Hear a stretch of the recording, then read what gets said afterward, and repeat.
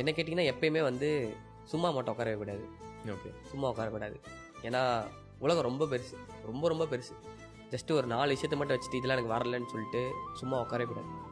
பார்த்தீங்களா அண்ணனோட மோட்டிவேஷனை சும்மா தரமாக இல்லை, அப்படியே கூஸ்பமாக இருக்குது. அண்ணா சொன்ன மாதிரி தான், எப்பவுமே சும்மா மட்டும் உட்காராதீங்க. லைஃப்பில் ஏதாச்சும் ஒன்று பண்ணிகிட்டே இருங்க. எனக்கு இந்த கண்டென்ட் க்ரியேஷன் ஆரம்பிக்க நிறைய பேர் சொல்லுவாங்க 1 மாதம் ஆச்சு, 2 மாதம் ஆச்சு, 10 மாதம் ஆச்சு, 1 வருஷம் ஆச்சுன்னு. எனக்கு 4 வருஷம் ஆச்சு இந்த கண்டென்ட் க்ரியேஷன் ஆரம்பிக்க. நான் இது வந்து ஸ்டார்ட் பண்ணல, நான் இதை ரீஸ்டார்ட் பண்ணுறேன். ஏன் ரீஸ்டார்ட் பண்ணுறேன்னு சொன்னேன்னு பார்த்தீங்கன்னா, நான் வந்து 9 வருஷத்துக்கு முன்னாடியே ஒரு கண்டென்ட் க்ரியேஷன் ஆரம்பிச்சிட்டேன்.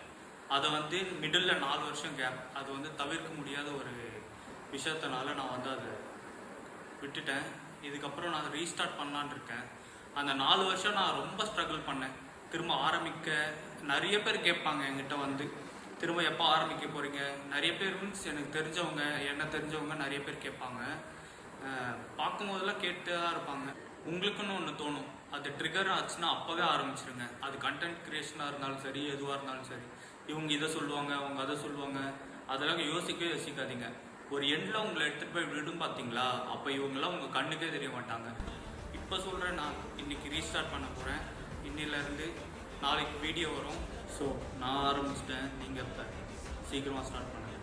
ஸ்டே டியூன், நாளைக்கு பார்ப்போம்.